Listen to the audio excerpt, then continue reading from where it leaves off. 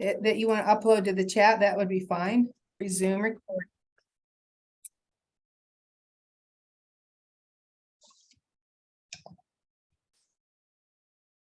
Good afternoon. I'm Marilyn Bieber, Director of Programs and Events for Nonprofits First. And today I would like to kick it off and introduce Eve Nasby, who is the founder of a company, Band of Hands. And what Band of Hands does is provides affordable payroll solutions for small companies, mid-sized companies, and smaller nonprofits. And because her bailiwick, her area of comfort is media, whether it be radio, I think you've done some podcasts, been on an interviewer. So I'm going to put it in your capable hands to have a conversation, an interactive conversation today with, as you said, one of the most sought after HR consultants in the country, Paul Falcone. What I ask of our attendees is that you are welcome. This is going to be interactive. If you have questions, we want you to take full advantage of this opportunity and ask those questions. I'll be monitoring the chat. Just be respectful. We'd love to have you on camera if you choose to do that. And you can remain muted unless you have a question or unless there's some conversation going on, again, just to make the best use of this time together and get the most out of it. Certainly, it's not often that we have somebody with the expertise of both Eve and Paul. Welcome, Eve, and I'll let you introduce Paul. Tell us more about him.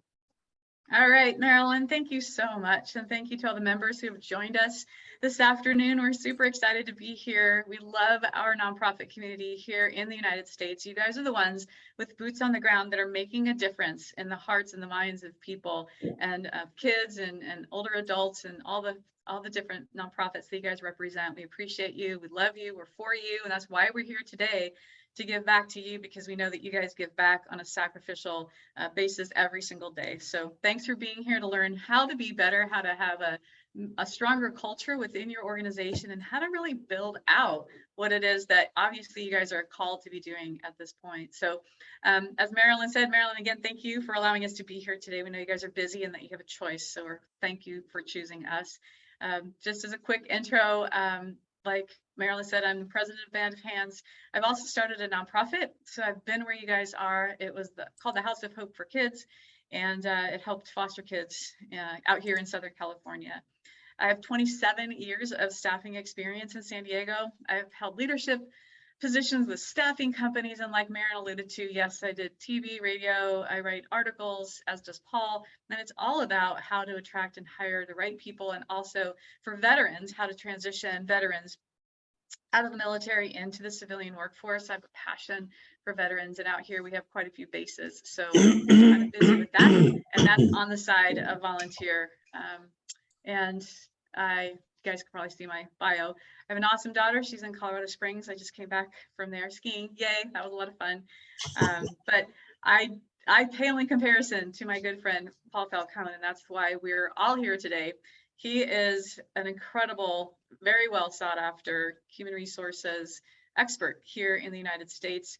He won't tell you this, but I will. Society for Human Resources is a national organization for human resources professionals, and they recommend 10 books. 6 of those are written by Paul. He has recently been a CHRO, Chief Human Resources Officer of the Motion Picture and Television Fund. He was also the former CHRO of Nickelodeon, head of international human resources at Paramount Pictures.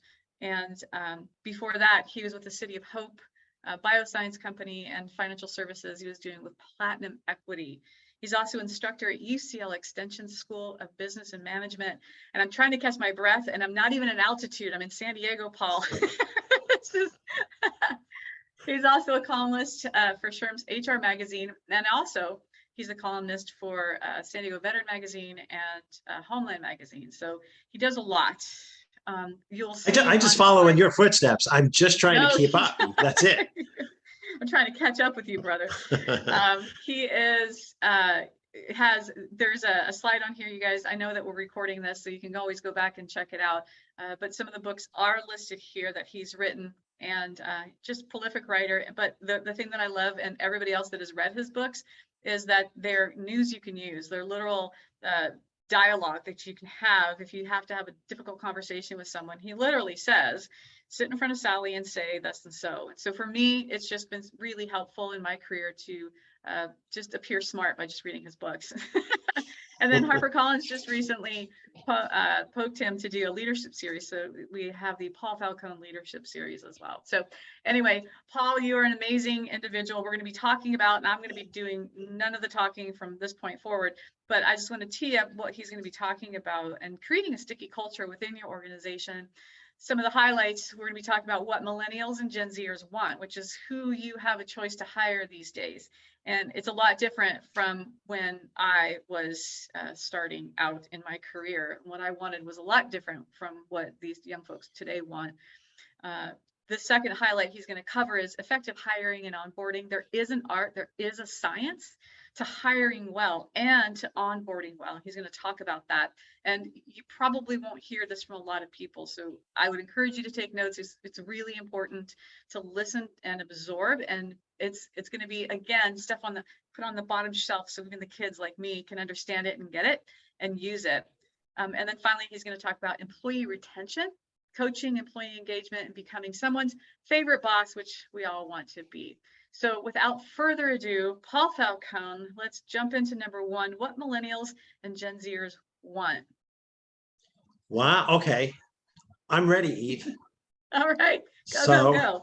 Go. All right. So hi, everybody. That was a very nice introduction. Thanks, Eve. Folks, the way I wanted to approach this when you talk about a sticky culture is you need to make sure you understand the 30,000 foot view of what's going on first. And then we can get into the weeds, and then we can kind of figure out how you want to customize this stuff for your own organization. But I've been in nonprofit. The last 5 years, I was CHRO of a nonprofit called the Motion Picture and Television Fund. I'd worked at City of Hope in the past. So I have a passion for nonprofit too. And Eve, you do as well. So we jumped at the opportunity when Marilyn asked us to join her. The thing that I want to kind of give you a big picture with before we go too far into this is, you know, the expression demographics is destiny. That's truer now than it ever has been. Baby boomers, just real quick, you don't have to take notes on this, but just kind of picture this in your mind. 1946, at the end of World War II, all the soldiers came home and all the families were made. And from 1946 to 1964, roughly 18 years, there were 10,000 babies born in this country every day, 77 million. It's the biggest generation we've ever had in the United States to that point in time. And then in 1964, something happened called the birth control pill, which turned the baby boom into the baby bust. And the baby bust was Gen X. And that is a little bit bigger than half the size, but it went from 77 million boomers to only 44 million Xers. Why that's important for us is something happened in this country that didn't get any coverage at all, but was really significant. In 2011, the first baby boomers started to retire. They turned 65. And so from 2011 to 2029, which is right where we are now, we're square in the middle of it, 10,000 people move into retirement every day. And so you're seeing this major drop off in terms of talent that's available because the baby boomers are moving into retirement. I was kind of at the end of the baby boom. I was born in 1963, so I'm 59 years old. Again, it ended in 1964, so I'm the tail end. Even if I were to work till I was 65 at the employer where I was, which ended about 6 months ago, I decided I'm part of the gray resignation, you guys. You know, you heard of the great resignation? The great resignation is people who said, yeah, I want to do more. You know, God shakes your cage and you realize this isn't a dress rehearsal. And I wanted to do something I always wanted to do, which is consult. So it's mostly training for me. That's what I like. But the reality is people are leaving the workplace from that big, giant baby boom generation. And what we're going to find now coming up, we're up against the introduction of the baby bust generation, Gen X. And again, that's only half the size. Now, here's where the story gets interesting. When the baby boom followed then was followed by the baby bust, that was Gen X. Then we get to Gen Y, and this is why I'm bringing it up. Gen Y are the millennials. The thing that's interesting about the millennials is they are 80 million strong. They are bigger than the baby boom. Okay, baby boom was 77 million. So if you think of Gen Y, millennials, they're basically 40 and under. Okay, that is really where the bulk of your talent is coming from.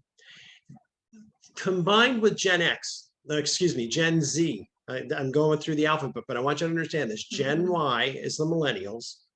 Gen Z is like the 25 and under crowd. Okay, they call them the Zennials.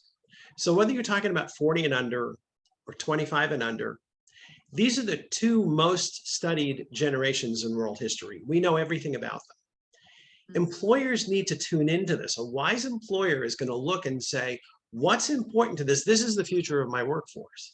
Right now, Gen Y and Gen Z make up about 42% of the workforce, but that's changing every year as the baby boomers and the Gen Xers leave the workplace. And what I'm hearing too many times is, these people are spoiled. Oh, these people are entitled, blah, blah, blah, blah, blah. The reality is, if you come across as an employer as tone deaf to these two younger cohorts, you will have a hard time attracting talent. And so wise employers are studying what makes them work. It's worth Googling this, what do they want? But basically in study after study, they want 5 things. And I want to kind of keep this top of mind at that 30,000 foot view so we know what's going on. The first thing they want is diversity, equity, and inclusion of thoughts and ideas and voices. If you wonder why your email is full of all this DEI stuff, diversity, equity, and inclusion, it's because a lot of organizations out there realize that this is a big demand for these younger generations. So what you're seeing is a big emphasis on that. What you choose to do with that with your company is up to you. I'm not saying you have to do all 5 of these things, but if you can take any of these things and kind of move them to the forefront and advertise them heavily internally and in your outreach for your recruiting, it's a smart move. The second thing, corporate social responsibility and environmentalism. They want to work for a company that does good. They want to work for a company that's making the world a better place, an organization that has a low carbon footprint. Those are the things where this generation is migrating towards. So even if it means starting a recycling program in your organization, that's not a bad idea. It's simple. It doesn't cost much. And the reality is it could garner points. You're talking about a sticky culture. Let's figure out what we're targeting.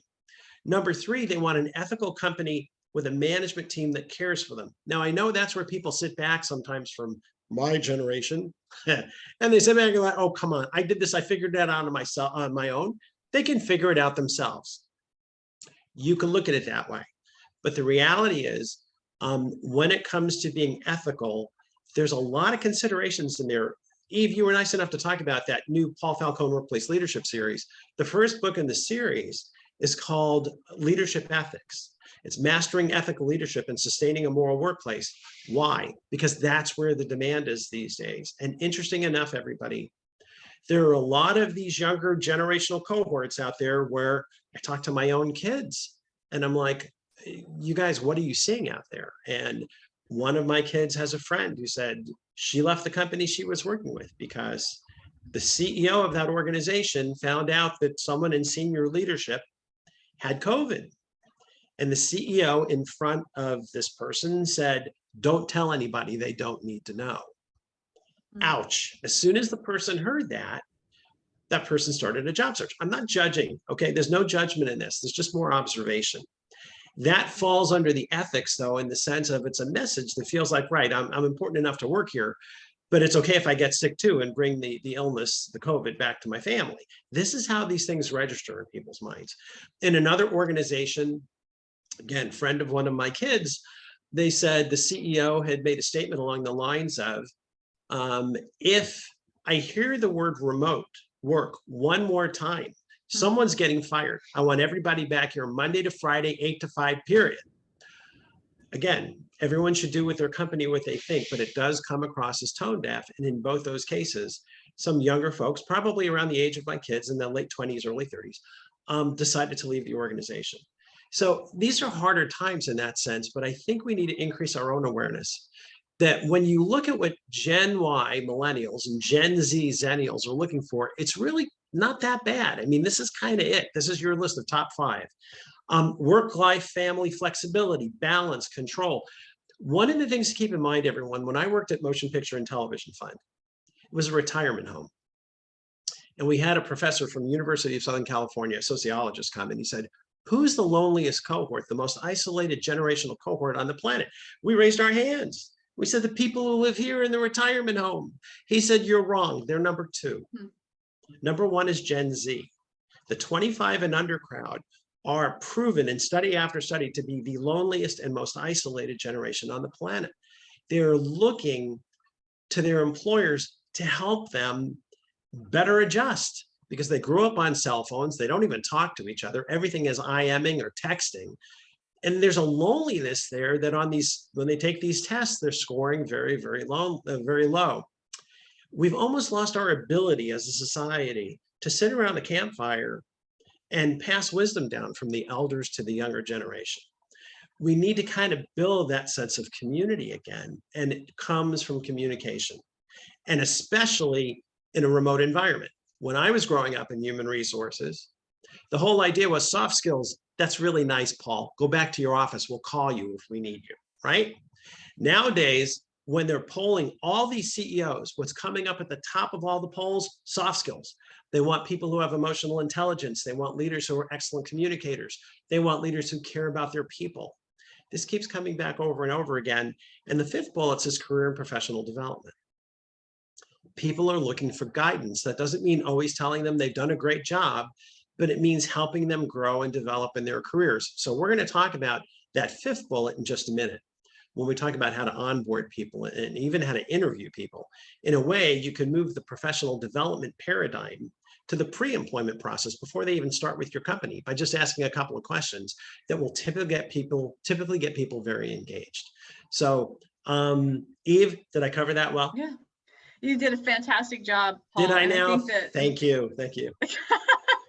As usual. But seriously, I think there's you and I are both professionals at interviewing, right? You're obviously got a lot more skills and a lot more experience that I do in a myriad of different industries. But I think what remains the same is the interviewing questions and how you onboard that person that you've chosen really sets the stage and sets the stream path, if you will, for a sticky culture.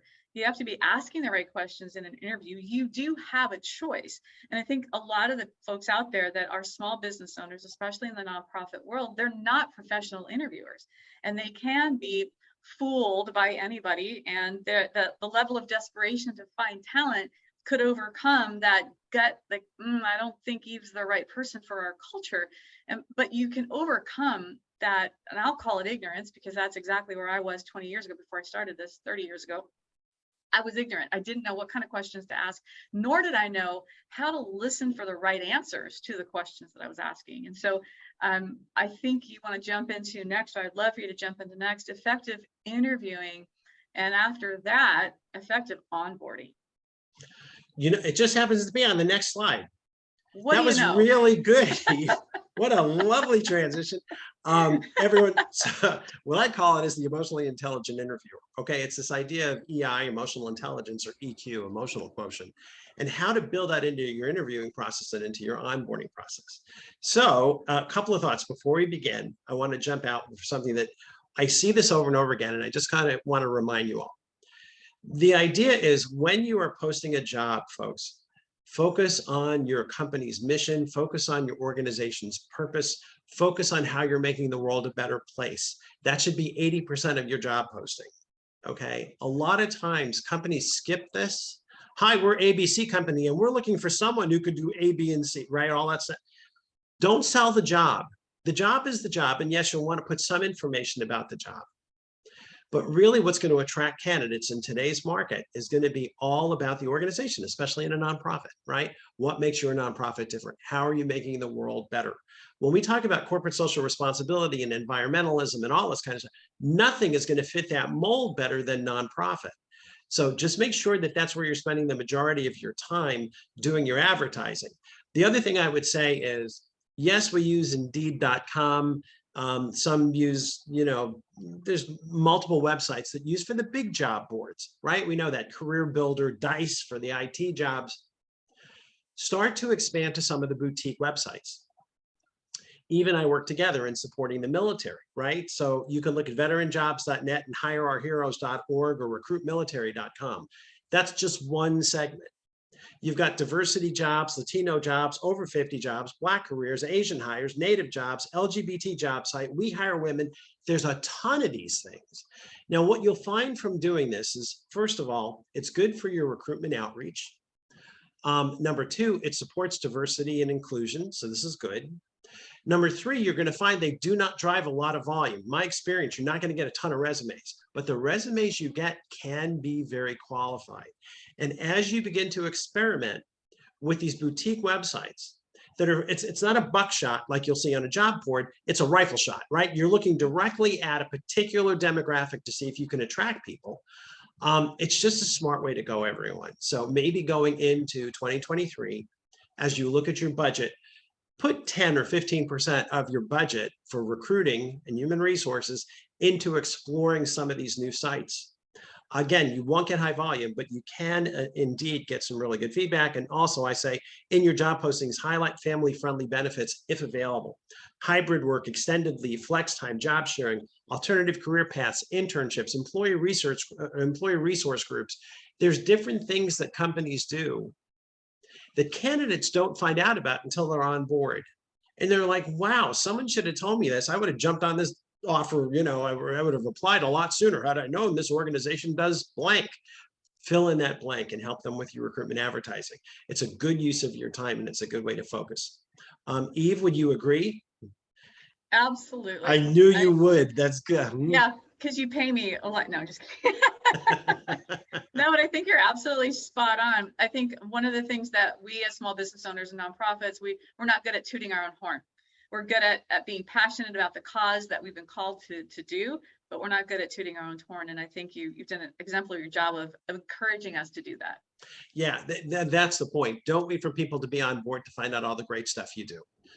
It's really better to shift that to the pre-employment process while they're applying for the job. Okay, now the next one, we were talking about interviewing. So stay with me for a minute. This is not going to be a practicum on interviewing, but there are certain questions that tend to work very, very well in an interview process. Now, most times what I see is employers, A, are not armed with the right questions to ask. So the interviews don't go very far, very fast. And then B,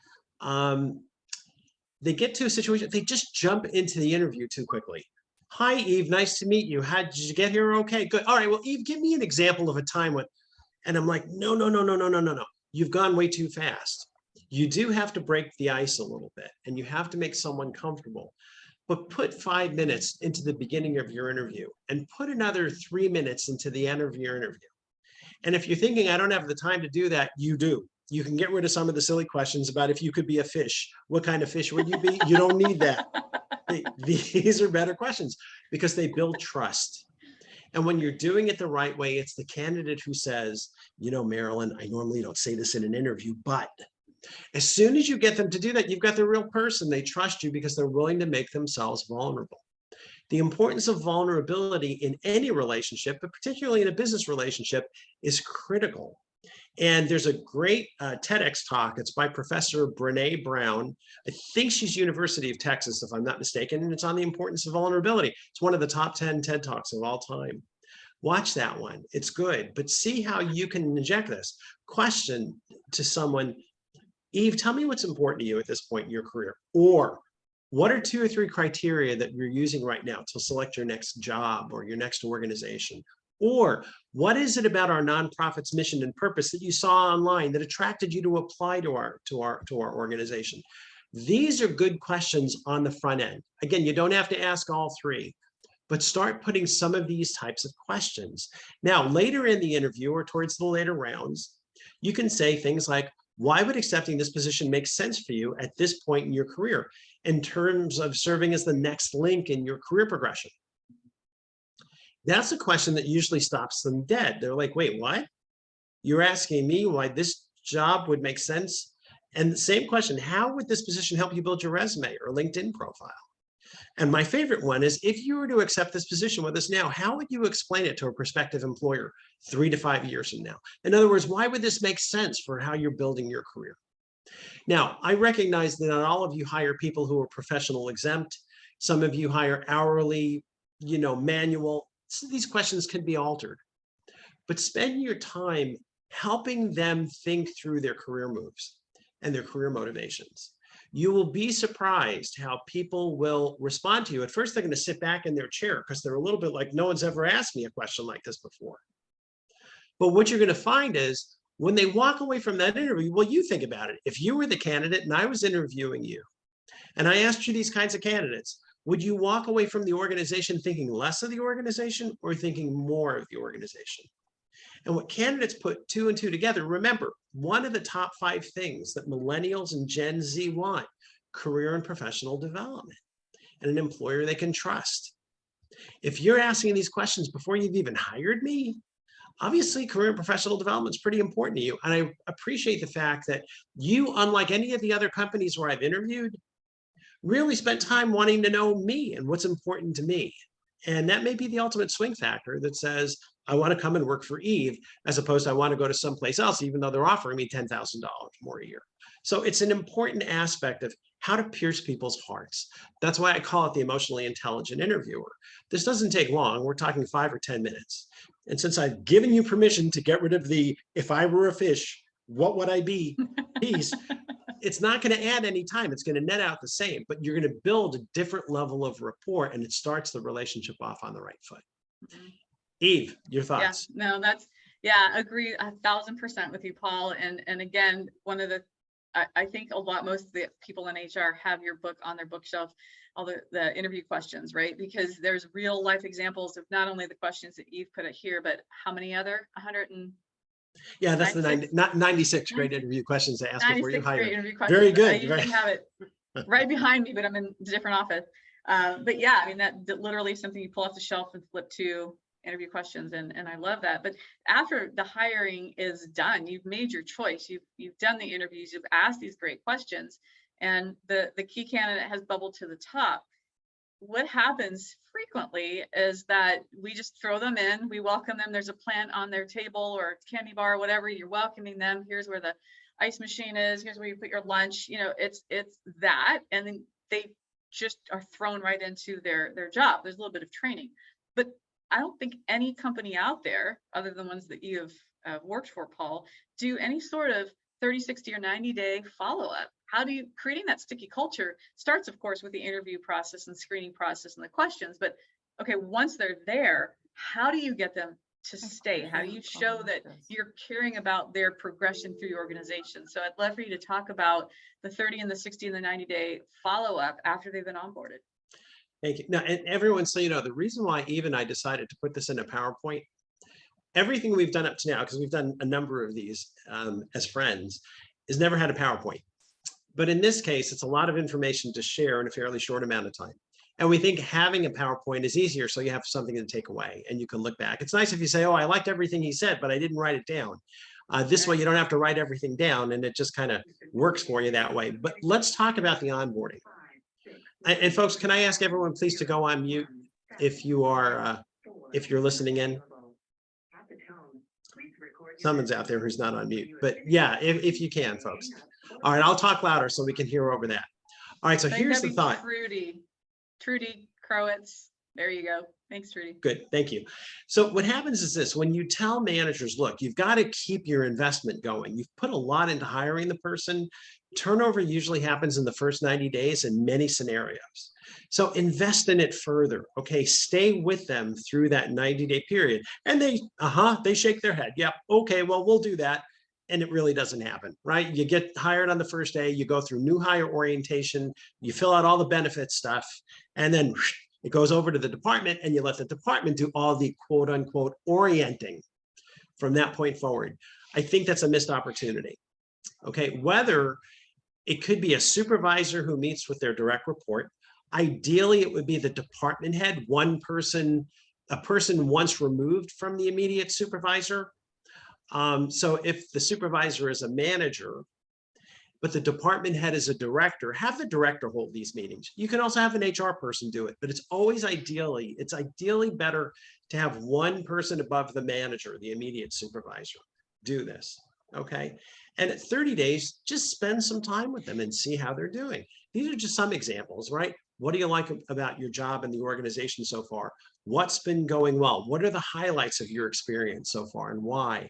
Tell me what you don't understand about your role or the organization now that you've had a month to roll up your sleeves and get your hands dirty. And most importantly, how can I help?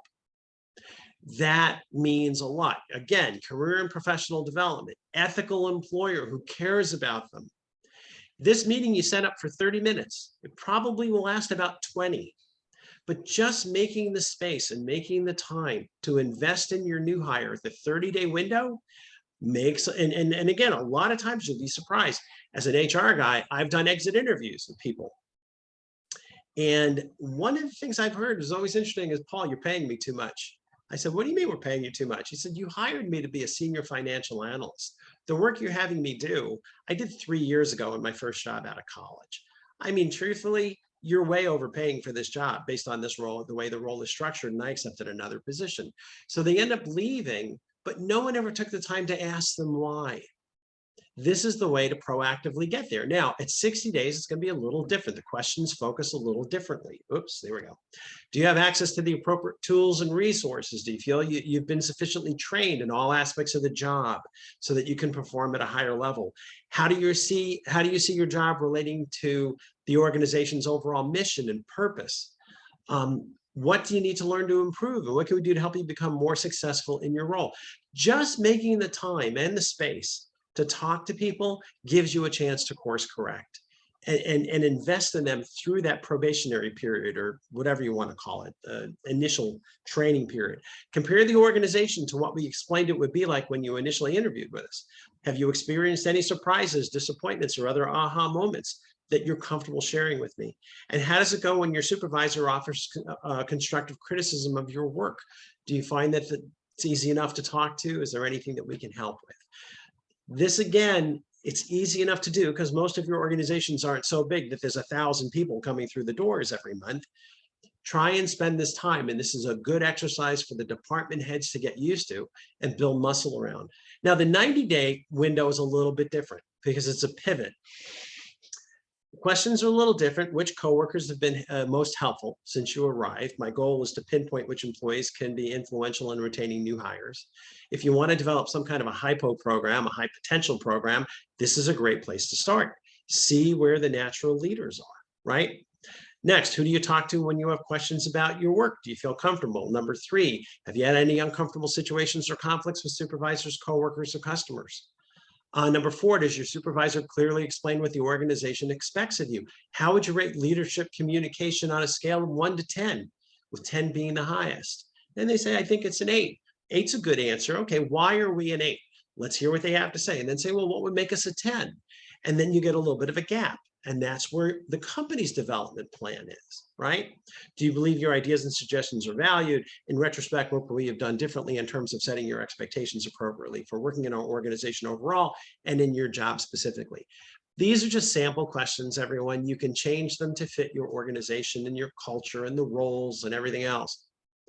But the important point is take the time to meet with your new hires and help them through that probation period.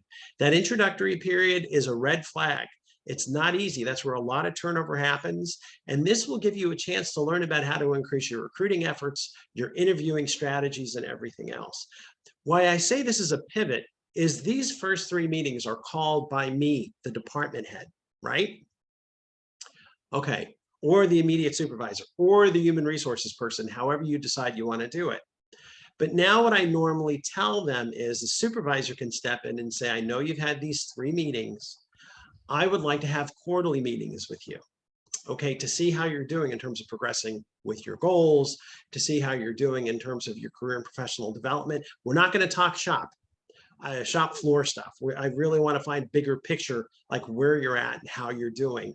But you're responsible. Okay, we're all adults. So you're responsible for setting the time on my calendar. You're responsible for building the agenda. And then let's do it so that every quarter we can meet going forward. Okay, this way there's no surprises at the annual review and all this other kind of stuff. Now, we've now shifted the responsibility to the employee to book the time with the supervisor. And even though the employee is responsible for the agenda, I still want the managers to have a few questions in their pockets just in case it gets a little quiet or it slows down. Okay, what are you focusing now in terms of building your resume and your LinkedIn profile? That's an important question for me. Some people don't like that question. I'm not going to ask my employees what they're doing on their resumes. That's fine. Replace the word resume with the word annual self-review, right? Because you do an annual self-review in preparation for your performance appraisal. How are you measuring your achievements and accomplishments and turning them into bullets for your quarterly and annual reviews? Okay, I as a supervisor can help them as far as quantifying things in terms of dollars or percentages. They're rolling out programs, they're saving time, they're all doing different kinds of things depending on the role they're in. But helping them focus on quantifying things builds an achievement mentality. And I want to set that in right from the beginning. Okay, if they're doing a comma job for us, and what I mean by that, it's the assistant who says, I do phones, comma, filing, comma, I write correspondence, comma. I'm not interested in that. That's your job description. That's minimal. Performance reviews are different. Performance reviews are, why is it a better organization for your having worked here? What have you done to increase revenue, decrease expenses, save time, roll out new programs? It's a whole different mentality. And the most important gift you can give to your employees is creating that achievement mindset. It helps you help them, but it helps you tremendously because you've got people who start thinking about garnering bullets on their resumes. Believe it or not, I did this to my children. I created Frankensteins, but both my kids had really, really good resumes because they were always thinking in terms of quantifying their achievements. And finally, here's another, how can I help you expand your professional network, build stronger technical muscle, help you gain greater organizational exposure? Any of these kinds of questions could work really, really well because they feed right into this idea of career and professional development. So with that, Eve, what do you think? Is that good? Yeah, no, I think that's so important, Paul, because oftentimes when we hire people, it's all about what you can do for me. I'm going to hire you to answer my phone. So can you handle multiple switchboards? Let me hear you say, thank you for calling Band of Hands, right? It's all about what you're going to do for me and what you're saying. And that's been traditionally the way that we've hired people. And what you've just demonstrated over the last 39 minutes is we really need to think differently about hiring people and make it an employee focused strategy internally to create that sticky culture, to stop people from going in the front door and out the back door, because turnover costs you money. And that's one thing that nonprofits cannot afford to do. And that is to waste time or money. Being passion and mission focused, it's just a waste of the resources that you've been given. And so with that, people don't quit their jobs. Oftentimes we hear that, Paul, people quit their bosses. So how can we become someone's favorite boss? Well, it's good that you ask. Let's move to stage 3, part 3. This is the kind of the final section. But I want to do this, you guys. When I teach at UCLA, I ask the students, tell me about your favorite boss. Don't tell me who it is. Don't tell me the company. Just describe who that person was and what made them your favorite boss. And usually their hands go up and they say, my favorite boss, Paul, was someone who always made me feel welcome, always made me feel like I had a seat at the table, always made me feel like my opinion mattered. I just felt so comfortable around her. And she just made it so that work was fun every day. You can talk to her about anything. I wish I had a boss like that for the rest of my life. Second student raises it. Oh, Paul, my favorite boss was someone who challenged me to do things that I didn't even think I was ready with. For some reason, he seemed to feel like he had more faith in my abilities than I had in my own. Yet I was able to rise to the occasion and it worked for me. This is what you're hearing, okay? These types of things, and what I want you all to keep in mind, everybody, is when I end that exercise, I ask students a simple question. Are you describing your favorite boss in terms of that individual's beingness or in terms of that individual's doingness? In other words, are you describing who they were or are you describing what they did? And the students say both. And I'm like, both, yeah, but push it down further. What's ultimately what you're getting at? And what they usually come to the conclusion with is, yeah, it's really their beingness, right?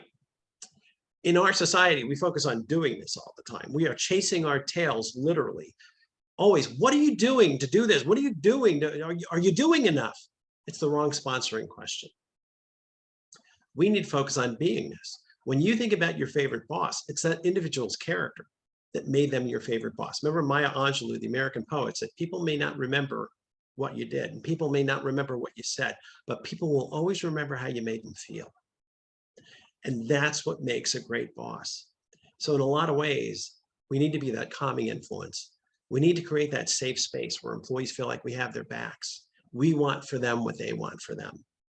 Now, remember what I said before about some people say, wait, you've talked to your employees about their resumes and their LinkedIn profiles. Aren't you afraid they're going to leave? Maybe. But I've been doing this for 3 decades. I've had very little turnover on my teams. And the reason is people are not going to leave an organization where they care for their boss.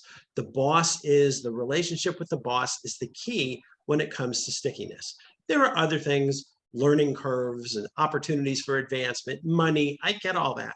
But at its core, Eve, to your point, people join companies and leave managers. I always wanted to work for Disney, just making up the name. Disney is a company, I want to be part of the magic. I want that license plate, right? 2 years later, they're like, get me out of here. I work for someone who's crazy. I never want anything to do with this organization again. This happens. And the reason it happens is because that relationship with that boss was in breach. The reality, everybody, is the opportunity for all of us is to kind of slow it down. It's a crazy world out there.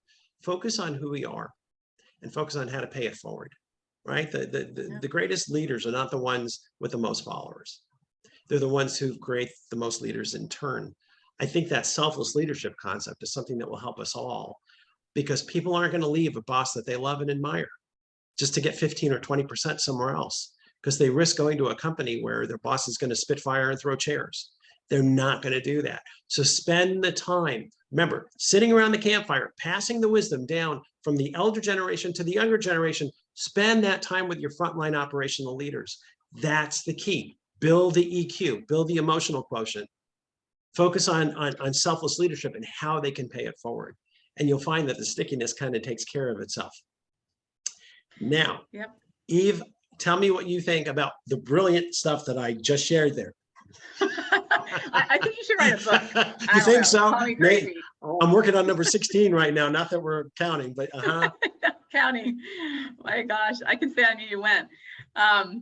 So yeah, I think creating a sticky culture, starting at the beginning of the whole conversation, we're talking about creating a sticky culture, and you've done a superb job once again in helping us understand from the inside out how to do that.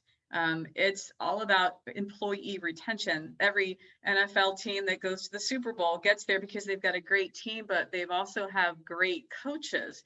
So can you talk a little bit more about coaching, employee engagement, in addition to becoming their favorite bosses, this perfect little recipe for the perfect cake, of keeping every piece together within the organization and having a very low, if not zero, turnover? How does coaching and mentoring play into all of that? So the funny thing is, we go back, what are they looking for? A boss that they respect, an ethical organization, career and professional development, work-life balance, all this kind of stuff. But when you do these quarterly meetings with your employees, it gives you a chance to grow that talent. Don't always think about acquiring talent, think about growing talent. One of the most important things that you should be looking at as a metric in your organization is your internal promotion rate. What percentage of your people or what percentage of your jobs are filled by lateral transfers versus promotions vertically upwards? And then you can start looking at, well, how does this look in terms of our promoting women versus minorities versus all this stuff? But the reality is, trying to get an understanding for how well you can promote from within means how well you're growing your own talent. And that's really, you almost have to be self-sufficient in that case. Retention isn't great for everybody. Some people are better off leaving the organization. We know that. You want some turnover. But the reality is, you don't want what we call regrettable turnover. That's where your top performer leaves. And oftentimes they've left because they've been neglected. So the leader as coach model talks about this idea of, when you're doing these quarterly meetings with employees, fish the answer out of them, tease the answer out of them.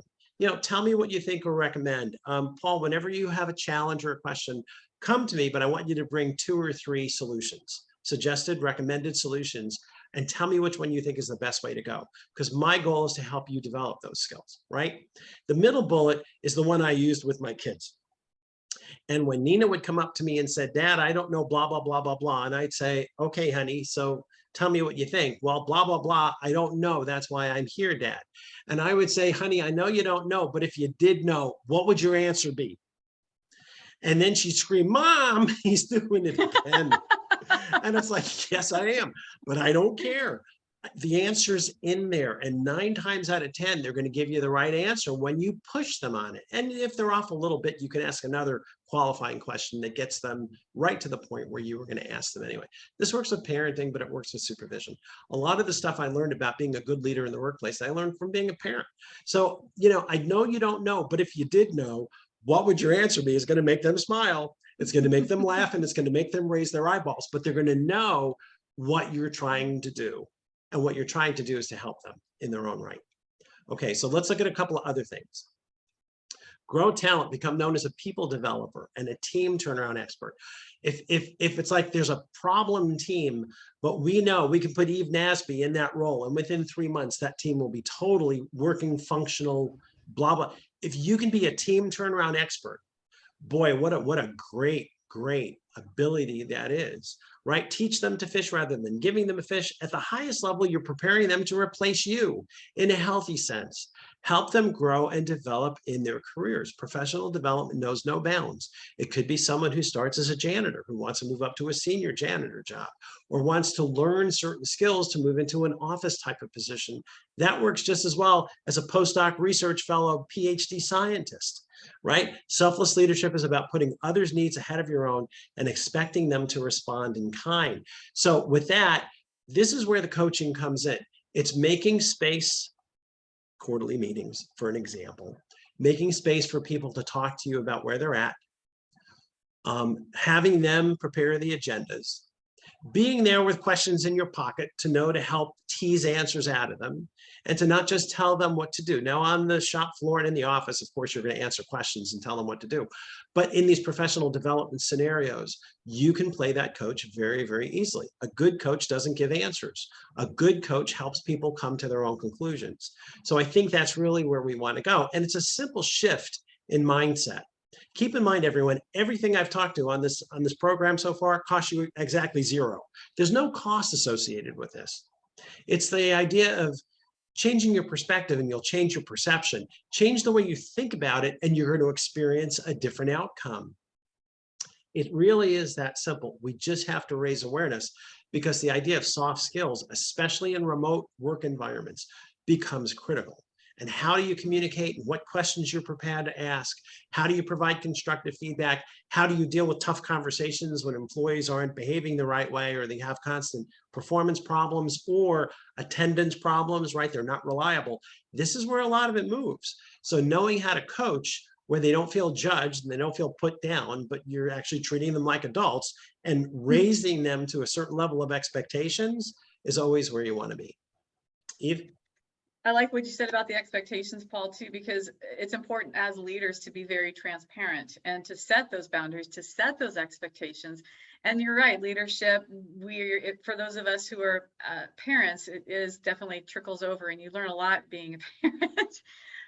But the transparency and setting expectations, even with your kids, here are your boundaries. Kids want those boundaries, right? They feel safer within those boundaries, and they're also setting expectations.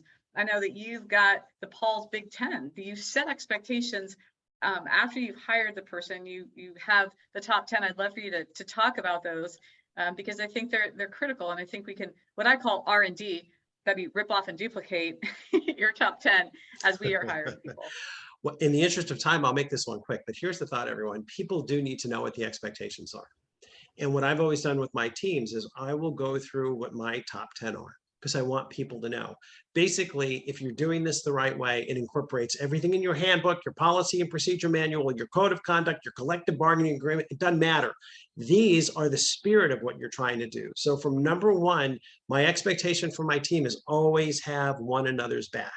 Number 3, always bring out the best in others. Number 10, no drama. I don't do drama. And they need to know that right up front. So, these are the types of things where once people understand what your top 3 or 5 or 10 are, they'll know not to go near that. Okay. I don't want them to figure out by accident that they stepped on a landmine, and I didn't realize Paul was real sensitive about that. These are mine. Yours will be totally different, or you can borrow some of these. But I think even if you've been working with the same team for 10 years, you can introduce this now. And so you guys, I've been thinking about it. It's been something that's important to me. I want to share this with you so we're all on the same page. But when you come from values-based leadership, it makes life a lot easier. And finally, with employee engagement, my final slide, the relationship with an employee's manager is the most important element in employee retention. There's a great book on that called First Break All the Rules by Marcus Buckingham. They did a Gallup study looking at tens of thousands of employees and managers and companies and everything else. But basically, it proved from all of the studies that it's really this idea that people join companies and lead managers. At the same time, the relationship with the boss supersedes everything else. Insight number 2, the learning curve. Career and professional development is critically important to the 40 and under crowd. Make your nonprofit a learning organization. Whatever that looks like to you, that could be a great goal for 2023. Insight number 3, mission and purpose stem from employee communications. When in doubt, err on the side of over communicating, and make sure this becomes part of your advertising strategy and your internal intranet marketing strategy and everything else. And with that, I am turning it back to you, Eve, for the band of hands. Oh, well, thank you. As Marilyn and Paul, thank you so much. Excellent job. I love sitting through your seminars, webinars, and what are ours I can sit through, because I still take notes for as long as we've known each other. I've got 3 pages of notes. So thank you. Thank you, thank you, thank you. Yeah, just 30 seconds, as Marilyn said, band of hands. We help nonprofits. We take all of the employees that you guys have within your organization. We put them on our platform for $10 a week. We become the employer of record and take care of everything that you'll see on this wheel. And then, of course, our contact information is at the last slide.